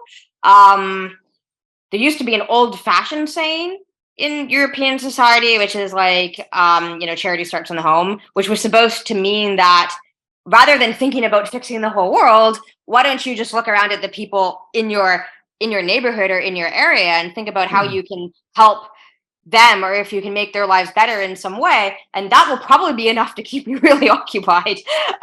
So that's kind of faded into the background, that idea that someone close to you needs help, You could potentially, visit an old person or something and make their life, someone who's in the nursing home, and make their life a little bit better, a little bit more enjoyable. Rather than doing that, you need to be out there fixing the whole world somehow, which is probably something that no single person is ever going to be able to do. So those are my thoughts. It's not a lot to go on, except that there is this insatiable quest to find a meaning of life for people who aren't getting that from their surroundings, I think, and from their personal relationships. Whereas where you would normally expect to find that, other things aren't going to make you happy. It's good to be prosperous, but it's not going to make you happy every single day, right? Only your personal relationships will do that. Exactly. I think that search for wealth does not lead to happiness, but social relationships and character do. And those are things which are basically strong empirical findings. I think that stepping back a little bit from the purpose of life, which may be too heavy, is that one of the things that happened in the West Enlightenment was the placing the mind above the heart, which is, I think you've referred to this several times. In fact, the heart was excluded specifically as a source of knowledge. When Descartes said, "I think, therefore I am," this is a really weird thing to say, because if you think about your own existence, then the first thing you will think about is your heart beating and your breath and all your experience and your bodily sensations. Those are the things which testify to your being alive.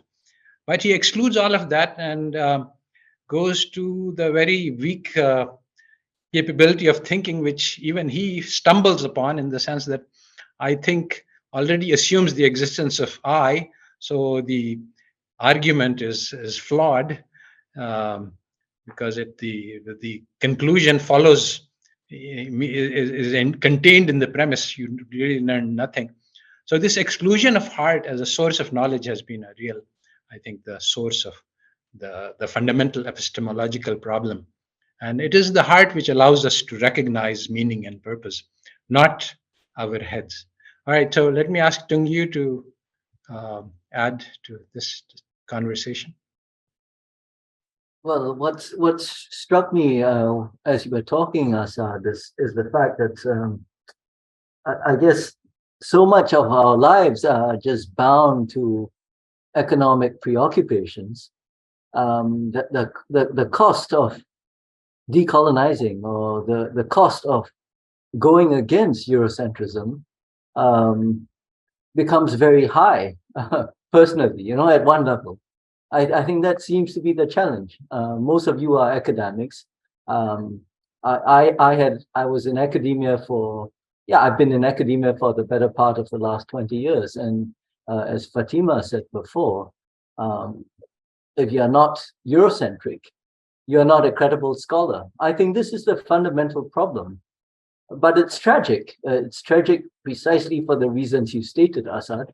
And your economic life is only a sliver of what it means to be human. It's necessary. It's biologically and physically necessary. But let's not forget that that's not. And this is indeed the challenge of coloniality, to turn us into economic machines, to turn us into things whose only preoccupation is a physical reproduction. Yet it is challenging enough. I mean, those of us who have families, who are concerned about putting food on the table, these are real concerns. The system is so powerful, it's able to deprive you of means of a livelihood, right? If you challenge Eurocentrism. Let me just go to the Fatima, and because I think we are running out of time here, and I would like to get some questions from the audience also. So Fatima, if you can make a very short conclusion, then we can go to. Okay, yes, I think what was just being pointed out, that's very important for people who are trying to question Eurocentrism and challenge Eurocentrism, because we are a product of the same system and we are part of the same system. So we face many dilemmas when we are trying to challenge the system from within the system. So that remains a challenge. I would very much say that is a real challenge we face. And you were pointing out that from the questions we can see that people are not very comfortable with what is being talked about. But I think such discussions, they are the beginning of change. So it's very important to have these discussions, and it's good that if it makes people uncomfortable, because I think that's the beginning of a thinking process which is very necessary. Okay, so Rajani, do you want to say something, or should we go on to the audience? I just wanted to make a comment on what Fatima just said. Samuelson once said, "Scholars are not born to live a comfortable life." Now, I never quote Samuelson, but he got that right. Anyway, Yes. carry on, Asad. All right, so I think I would like to invite Nadeem to say a few words, because he seems to has had raised some questions, and then we will ask the other participants. Nadeem, are you still here? Dr. Nadeem is disconnected at the moment. All right. So, okay, then I see Amir Durrani's hand. Dr. Asad Zaman, if you allow me, I can see Professor Farid Alatas among the audience as well. I think we should take his comment, because he's really amazing. going to We would add to the love to discussion. hear from Dr. Alatas then. Can you please unmute yourself and give us some advice and guidance? Thank you very much. No, it's very kind of you to to let me say a few things. Well, I won't take too much time. Let me just say that I agree with most of what has been said about the meaning of Eurocentrism and the impact it has had on our lives. Maybe the more difficult issue to deal with, where there would be more contention and also disagreement, is how to how do we deal with Eurocentrism, and I think when we look at the situation today compared to 50, 60, 70 years ago, let's say after the the rise of newly independent states, after colonialism, after Bandung, we see today that there is a tendency towards a multipolar world. The hegemony of the US, of the European Union are being challenged. Now BRIC countries are using their own currencies. The US dollar is being challenged. But I think we should realize that these are not necessarily movements away from Eurocentrism. Whatever the BRIC countries are doing, however much they want to challenge the US dollar, for example, the system that is being upheld is still capitalist, founded on the same orientations, racism, misogyny, differences between the races. The system is still founded on difference, and it is still propped up by Eurocentric knowledge, the kind of economics that would support the economic systems in the BRIC countries would not be too different from what is supporting, what is justifying the current world, the modern world system of capitalism. So it's not necessarily moving away from Eurocentrism. And also I want to add that in terms of the disciplines, if we can say that the world itself, the material world, is Eurocentric, it revolves around the European Union and America, even though that's being challenged. But the world and the institutions that run the world, the Davos, the World Economic Forum, the International Monetary Fund, these are all institutions that are very Eurocentric in terms of how they function. Now, the disciplines, of course, support this or justify this. Some disciplines more than others.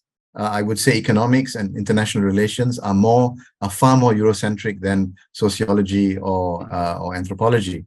Now, even though the world may be moving away from, in the next decades to come, from the US dollar, and we may see decline in US hegemony, but I don't see that necessarily being, expressed or reflected in the change in the nature of education, that I think education will still continue to be very much Eurocentric.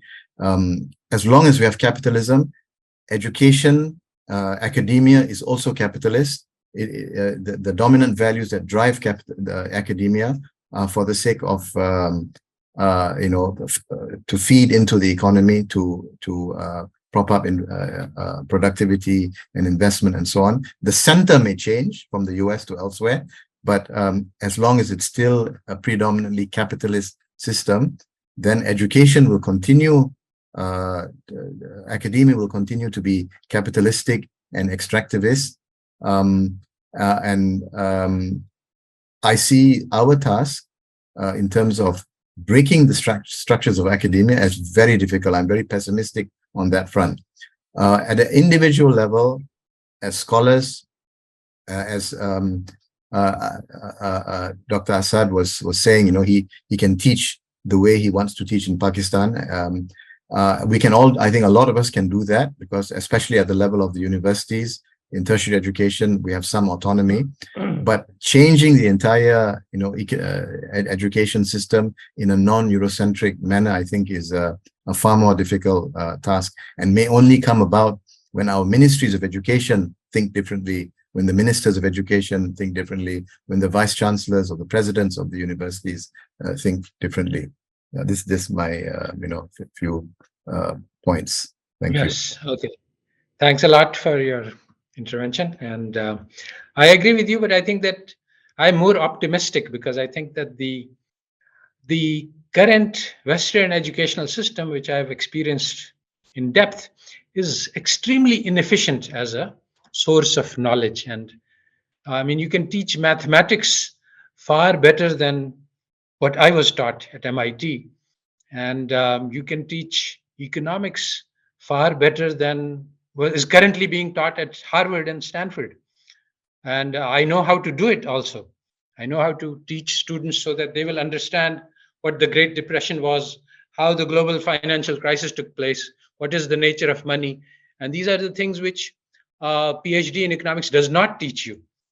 So there is a lot of enormous amount of knowledge which is not covered in the standard curriculum. And by providing this, we can create a very strong and viable alternative to the Eurocentric curriculum currently available, the only option on the menu currently.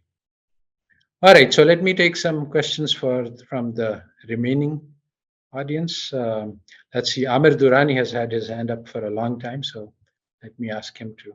So just wanted to thank you, Dr. Asad, and to Raj and everybody for a very enlightening discussion. I was actually monitoring the number of people who have fallen by the wayside since this roundtable started.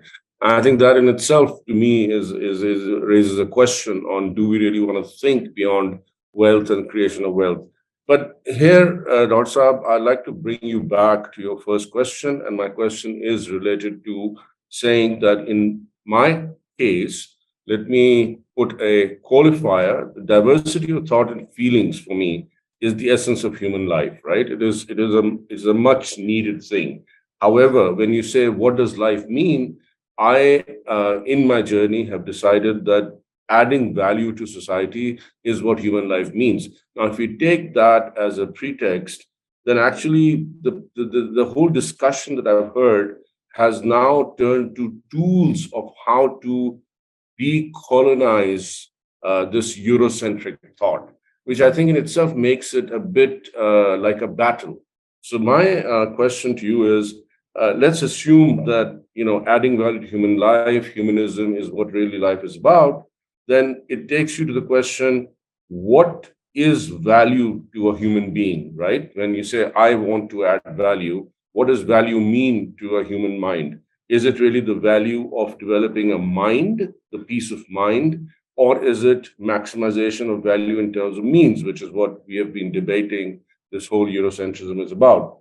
The second issue, which I think we have not discussed, and I think you mentioned it very sorry to say this, sir, but flippantly, ethical, moral. Now, the whole definition of what is ethical and what is moral has so far eluded in terms of, how people define it. Now, unless and until you somehow democratize or you enforce, I mean, there are two different parts. China is enforce, the other is democratization. So I think my question is, should we not work towards a collective good without universalizing its meaning? I mean, that's my question to the panelists. Thank you. You said Dr. Saab, I don't know exactly who you were addressing. So Asad, I think it was addressed to you. Yeah. Okay. So you want to know how we can have democratization of morality. Well, basically, my view is that in European thought, morality was abandoned and replaced by rationality. And this was a tremendous problem because actually, as Zygmunt Bauman has shown very clearly in a book called Modernity and the Holocaust, it is rational to kill 1 million people or burn them if if the majority thinks it's good for them.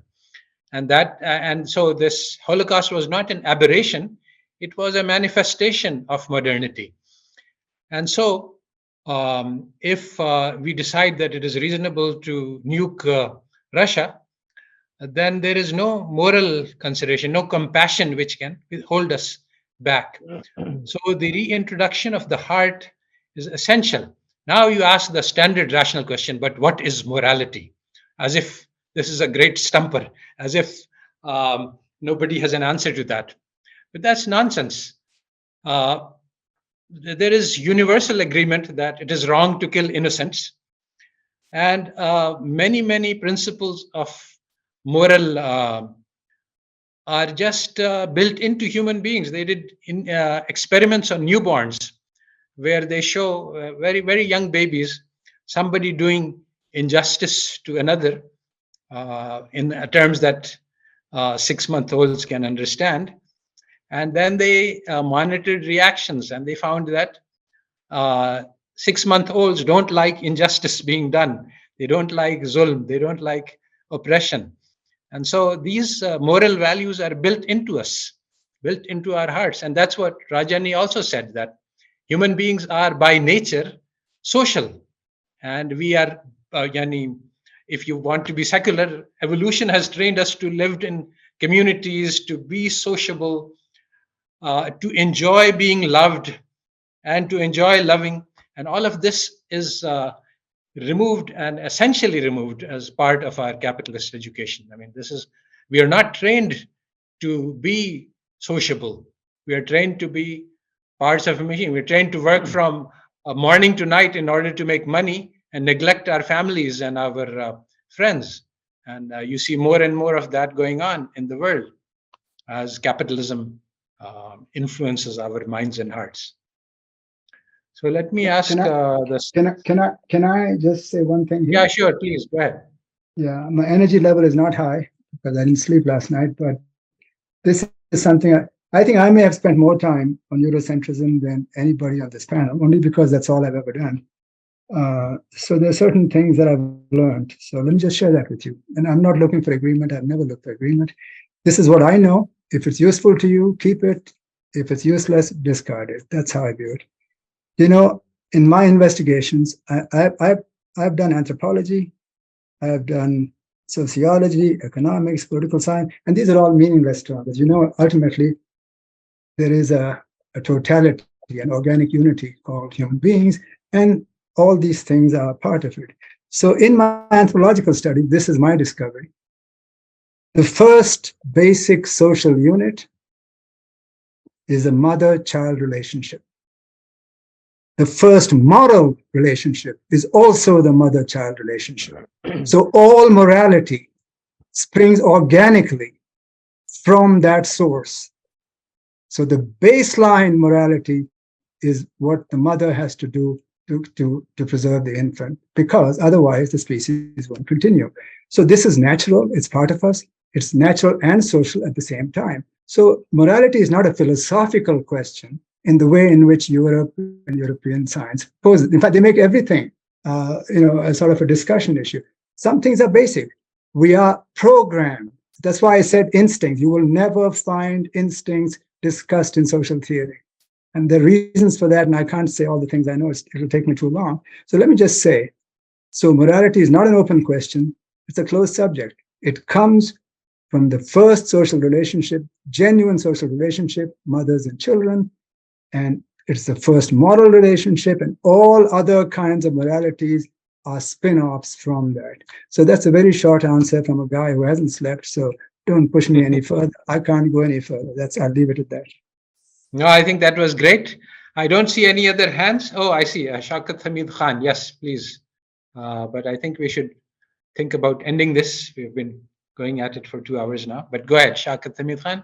Maybe you can have the last question. There's been a very interesting discussion going on, and I disagree with a lot of it, the very basis of it. There is no such thing as a Eurocentrism just because of colonialism. Colonialism happened throughout history, has happened throughout history. When it comes to the knowledge chain, the present locus may be in Europe, it is shifting already towards the east, as they say, towards all over. And to give you an example, Greek philosophy, Greek thought, somebody talked about morality, and I think Aristotle or who was it, and morality be taught or ethics be taught. This and many other things, the philosophical part, moved from Moorish Spain, the translation is done from Greek into Europe. Fine. So this is the way the knowledge chain will always happen. There will be locus for some time, we'll move on. And depends on where the locus is, how strong it is economically, what has political power, and even military clout. But what I want to say is that we have overdone it a bit. We're talking about Eurocentrism. They have contributed to our knowledge. They brought in irreverence to our thought, whether it has to do with the sciences, the physical sciences, or the social sciences. I mean, all of you, for example, you go and read about the major economists of the 19th century, 20th century, and so on. And so this happens. But now it's moving on. The world is a different place. Why? Because the technology is shaping the way we work and the way we communicate. And this is something we still haven't seen the end of it. And with AI, something seriously drastic is going to happen. It's going to control the way we think and write. Now you don't need a university degree to write an essay. You can write an essay on anything. I can do this on economics, even if I'm a scientist, not an economist. So the world is changing all the time. Let's not blame the Europeans. And now, of course, the center is shifting towards China. And I mentioned in my questions that Pakistan now sends more students to China for higher education than to any other country in the world. And then all of us now, and I see this trend throughout here, we're trying to rewrite history, our own history. Okay, we were taken over by somebody else. Now we've got to get out of it, and we'll think again, think differently. So civilizations interact. Some at that particular moment are more powerful than others. When it comes to morality, you can base it on many things. Religion is a very powerful basis for it, but religion also can become very, let's say, coercive in a way. So what is happening now is a very interesting flow of our what we call our basics. Where do we base our thought on?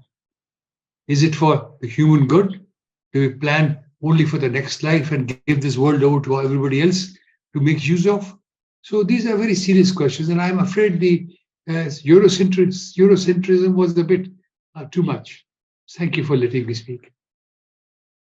Okay, I think that we are at the end of this session, and Rajani.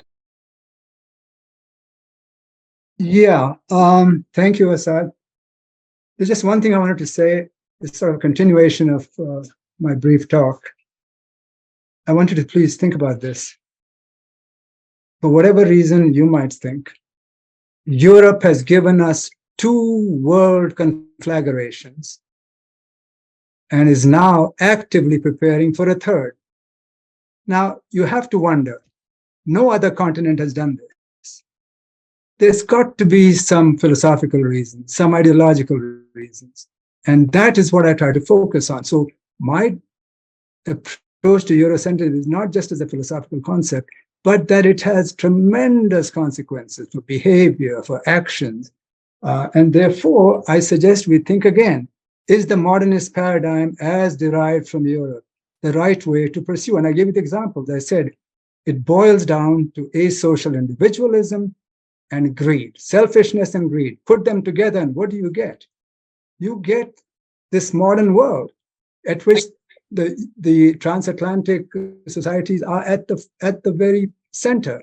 And surely that has something to do with their reckless expansionism. Surely it has something to do with their instant readiness to go to war.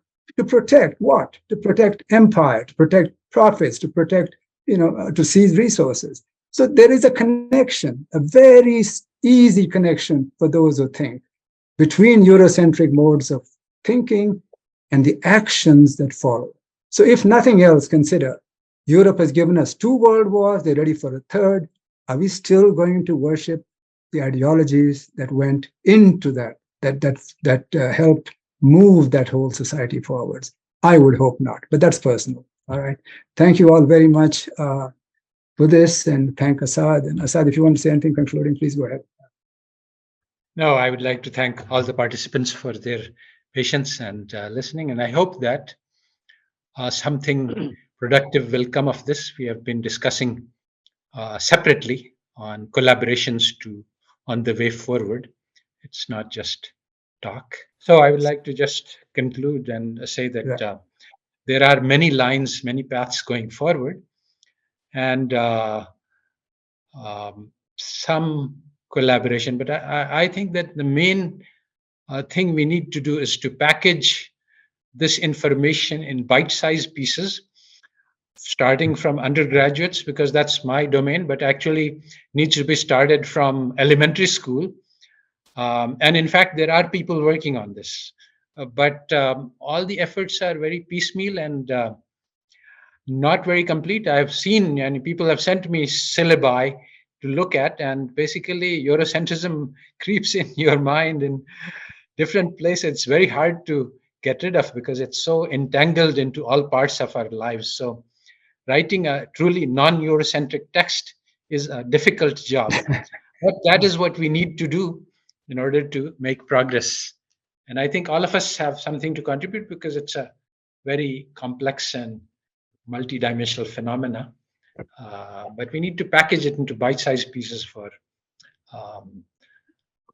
a young audience. Basically, one of the things that I have learned in my experience is that there's no point in going after adults who have already matured in their thinking.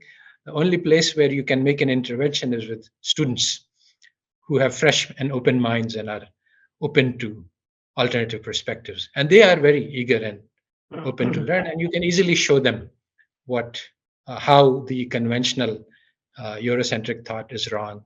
But for the others, they are just too deeply steeped into the worldview to change. The thought revolution is just impossible. And that's what also Kuhn said, that paradigm changes don't come by converting the existing people. They come by attracting the youth. Actually, I think the phrase is one funeral at a time.